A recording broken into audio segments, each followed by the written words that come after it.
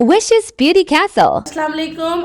ये उनकी मदर है, साथ में रेफरेंस पिक्चर लगा रही हूँ। 8 महीने पहले तकरीबन काम किया था, कलर भी साथ दिया था, स्ट्रेटनिंग भी दी थी, रिपेयर भी किए थे। अभी ये दिख रहे हैं, ये सारी ग्रोथ बढ़ी हुई है इनकी।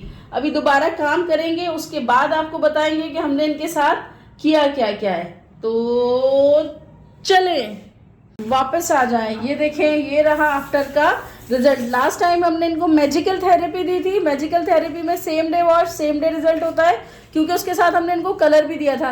इस दफ़ा हमने इनको सिग्नेचर थेरेपी दी है, कलर अभी नहीं दिया है। 2 दिन बाद, 3 दिन बाद, 4 दिन बाद, जब भी आएंगी नेक्स्ट, फिर हम इनको कलर देंगे। क्योंकि सर पीछे करें, देखिए ग्रेस बहुत ज़्यादा है, ग्रे भी कवर करनी है। और ये जो कलर आ रहा है, ये लास्ट टाइम का ही कलर पूरा नीचे आ रहा है। ये आफ्टर का रिजल्ट है मेरी सिग्नेचर स्ट्रेटनिंग थेरेपी का। थैंक यू, जज़ाकल्लाह, अल्लाह हाफिज़।